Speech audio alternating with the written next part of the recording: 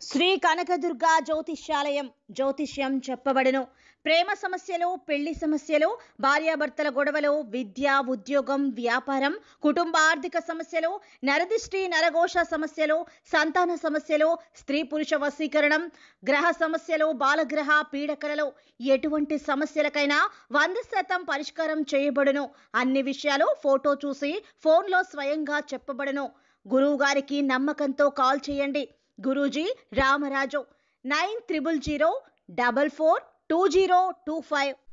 Hi friends, అందరికీ నమస్కారం అండి. వృశ్చిక రాశి వారి జాతకులు రేపు రాబోతున్న మొదటి మార్గశిర మంగళవారం అమ్మవారికి ఎంతో ప్రీతికరమైన రోజు. ఈ రోజున మీ ఇంట ధనం రావాలి అన్నా, నలుదిశల ధన ప్రవాహం మొదలు కావాలి అన్నా, అమ్మవారు మీ ఇంట అడుగు పెట్టాలి అన్నా, లక్ష్మీదేవి పటం ముందు ఈ మూట పెడితే చాలండి. లక్ష్మీదేవి మీ ఇంట్లో సిరుల వర్షం కురిపిస్తుంది. కోట్లు వచ్చి పడడం ఖాయము. అయితే మీరు చేయాల్సిన ఆ చిన్న పరిహారం ఏమిటో ఇప్పుడు ఈ వీడియోలో తెలుసుకుందాము. ఈ మార్గశిర మంగళవారం సామాన్యమైంది కాదండి, ఎంతో శక్తివంతమైంది. ఈ రోజున మనం స్నానం చేశాక మంచి బట్టలు వేసుకుని లక్ష్మీదేవి పటానికి పూజకు సిద్ధం చేసుకోండి. మార్గశిర మంగళవారాలు మొత్తం కూడా లక్ష్మీదేవిని గులాబీ పువ్వులతో పూజిస్తే అమ్మవారు సంతసిస్తుంది.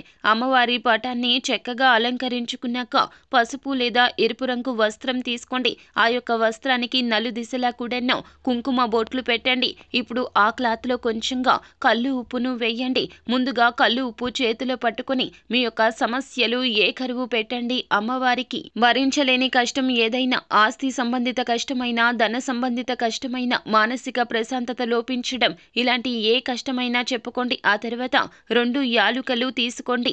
ఈ యొక్క ఉప్పును ఆ వస్త్రంలో వేశాక 2 యాలుకలు తీసుకుని చేత్తో పట్టుకుని, తల్లి, మేము తెలుసో తెలియక చేసిన తప్పులను క్షమించమ్మా, మా ఇంటిని విడిచి వెళ్ళకో, మా ఇంట్లో డబ్బు ఆనందం ఉండేలాగా చూడమ్మా అని చెప్పుకొని యాలుకలు కూడాను ఆ క్లాత్లో వేయండి.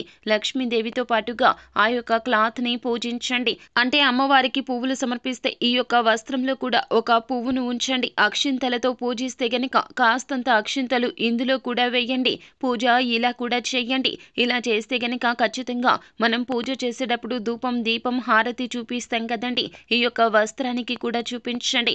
ఆ తర్వాత ఈ యొక్క క్లాత్ను మూట కట్టి మీ చేతుల్లో పట్టుకొని మరొకసారి సమస్యలో మీ యొక్క సంకల్పం చెప్పుకోండి. ఈ యొక్క మూట అమ్మవారి పటం ముందే ఉంచండి. ఉప్పు, యాలకులు అమ్మవారికి ఎంతో ప్రీతికరమైంది. వీటిని మూటలాగా కట్టి అమ్మవారి దగ్గర ఉంచడం వల్ల మీ యొక్క పూజలకు అమ్మవారు త్వరగా ఆకర్షితులు అవుతారు. ఈ మూటను నెల రోజుల వరకు పూజ గదిలో ఉంచుకోవచ్చు.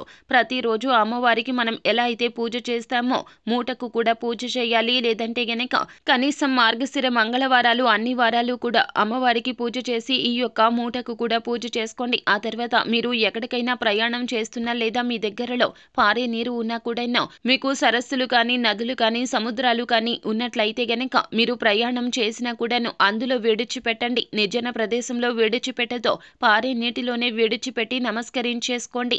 ఇలా చేస్తే గనక ఖచ్చితంగా మీ ఇంటిపై ఉన్న దృష్టి దోషాలు తొలగిపోతాయి. మీ జీవితంలో ఉన్న నకారాత్మక శక్తి తొలగిపోతుంది. కావున వృశ్చిక రాశి వారి జాతకులు, అమ్మవారు మీ ఇంటికి వస్తారు. అమ్మవారు తిష్ట వేసుకొని కూర్చుంటారు. మీ ఇంట్లో ఉన్న నెగిటివ్ ఎనర్జీ తొలగిపోతే అమ్మవారు ఇక మీ ఇంటి నుండి వెళ్ళమన్నా వెళ్ళరో.